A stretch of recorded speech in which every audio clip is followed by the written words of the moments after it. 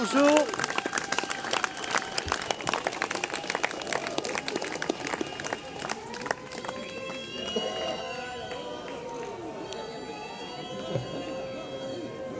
Les alarmes. Ça va, vous avez la voix qui porte.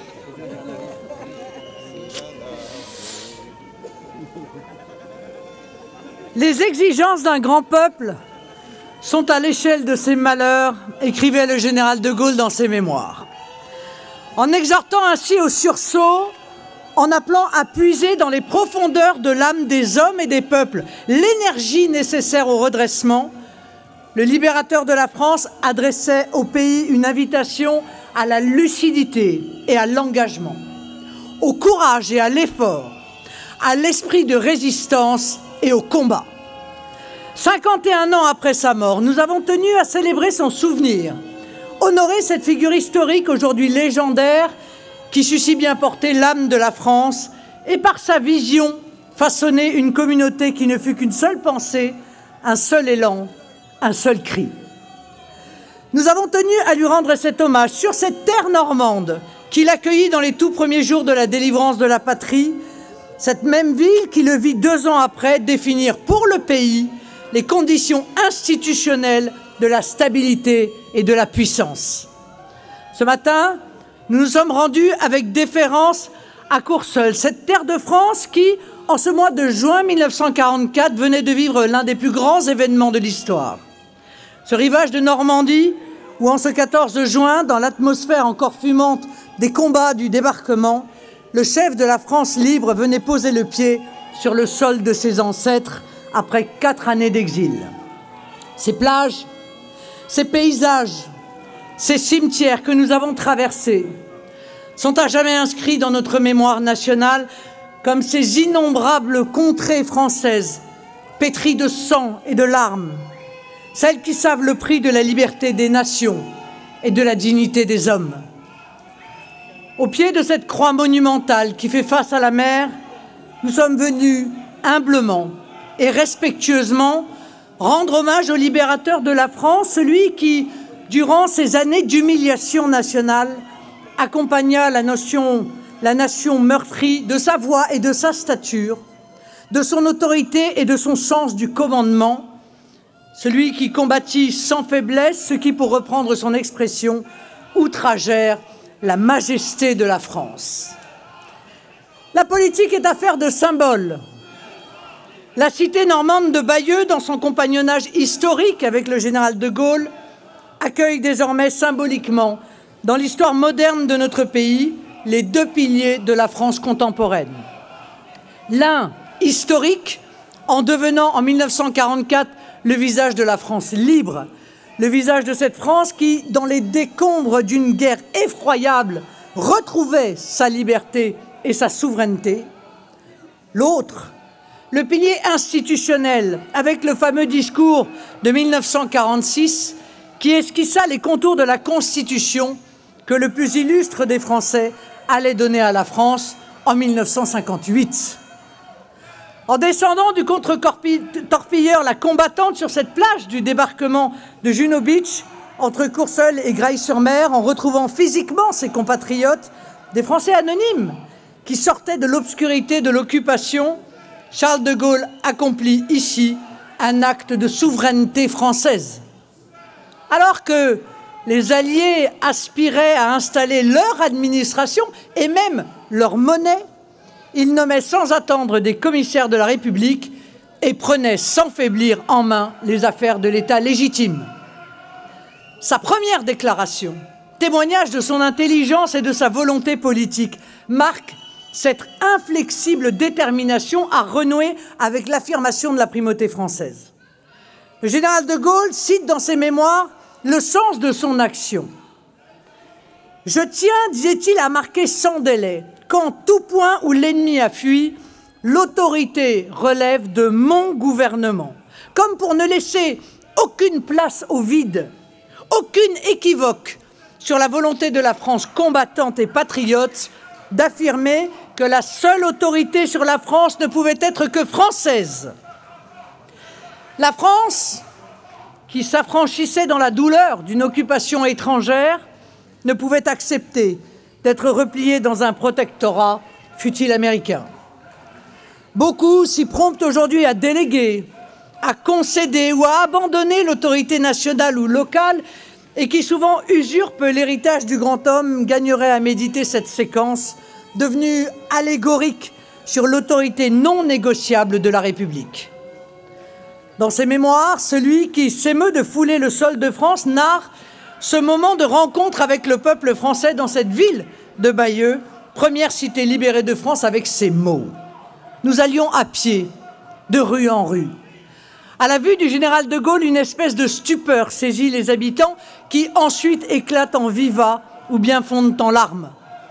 Sortant des maisons, ils me font cortège au milieu d'une extraordinaire émotion.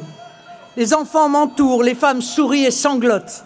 Les hommes me tendent les mains. Nous allons ainsi, tous ensemble, bouleversés et fraternels, sentant la joie, la fierté, l'espérance nationale remonter du fond des abîmes.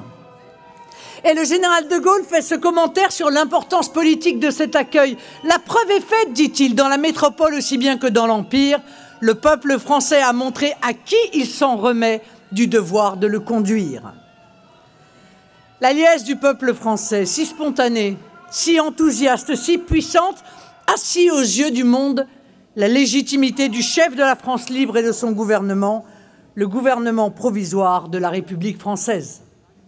C'est ce jour-là, ce 14 juin 1944, et par cette marque de ferveur, que le monde sut que la France reprenait sa place comme une nation libre, comme une nation engagée, comme une grande nation parmi les grandes puissances.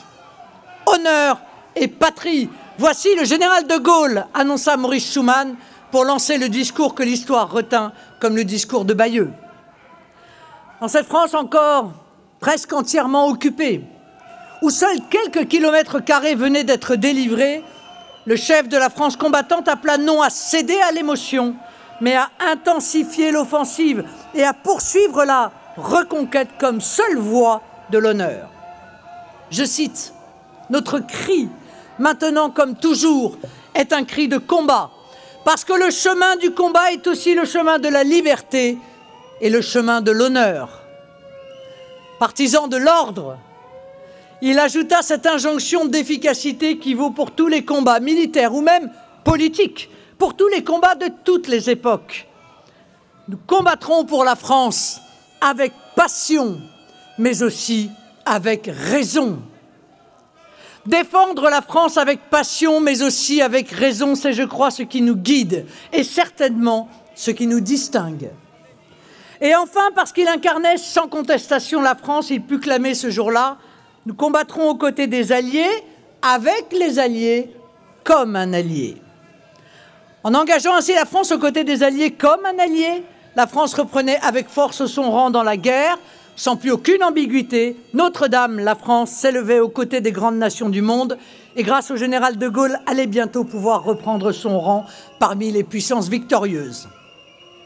Mais Bayeux, ce sol où réapparut l'État légitime, c'est aussi un autre discours, celui de 1946, au cours duquel, futur fondateur de la Ve République, il dessina les contours de l'édifice institutionnel qu'il nous légua.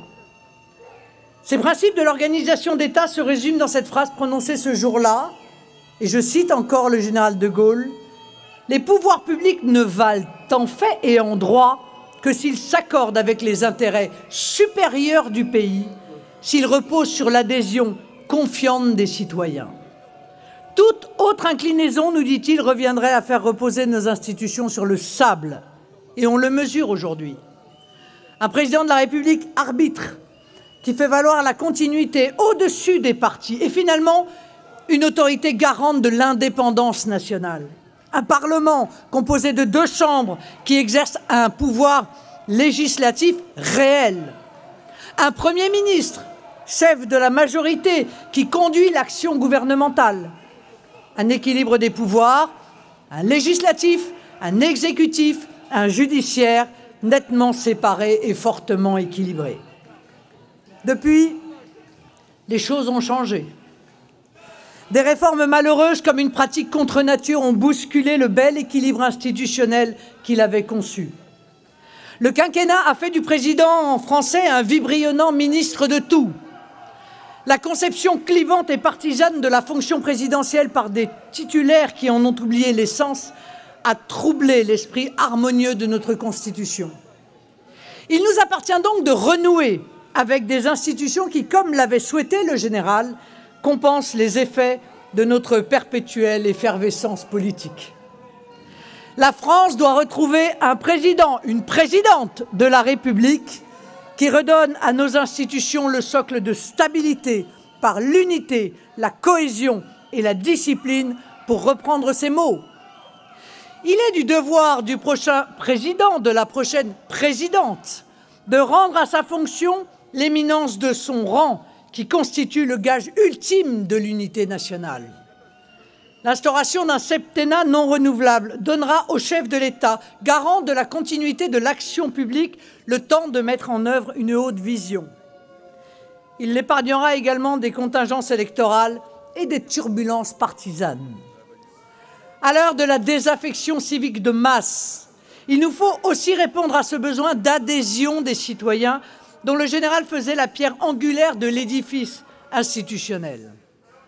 C'est pourquoi je répondrai à l'urgence de représentativité par l'instauration de la proportionnelle et à celle de l'association des citoyens grâce à l'usage étendu du référendum allant jusqu'au référendum d'initiative citoyenne. Rien n'est plus sacré que la volonté du peuple. Il fait partie des missions du chef de l'État, chef du pouvoir exécutif, d'en garantir la stricte application. Est-il besoin d'affirmer qu'un référendum, comme le résultat d'un vote, doit, en tout état de cause, être respecté? Le général de Gaulle admettait qu'une constitution devait être faite pour un peuple et pour une époque. Nul doute que la quête saine de cette volonté souveraine du peuple français justifie une actualisation des modalités électorales. Je veux le répéter, car c'est là la logique de notre système présidentiel à 2 tours.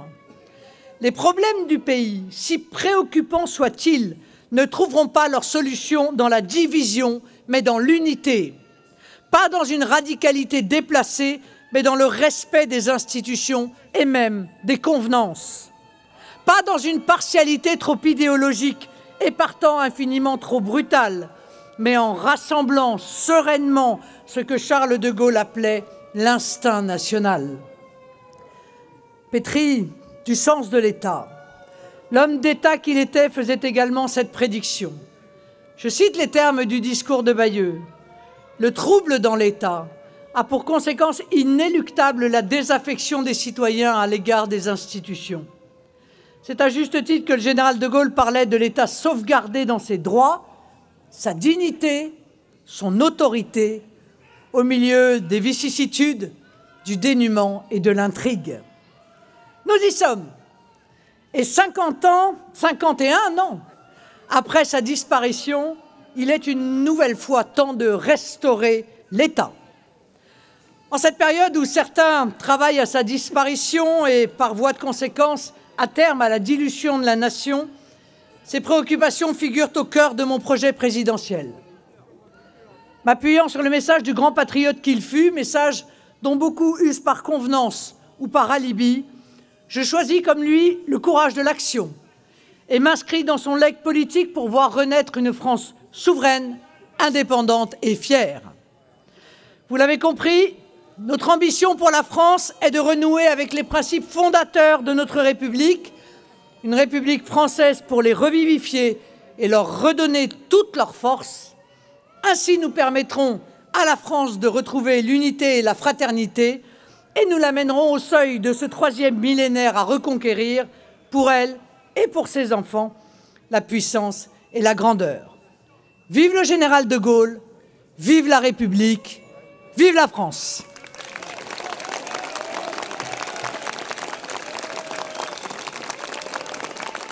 Merci à tous.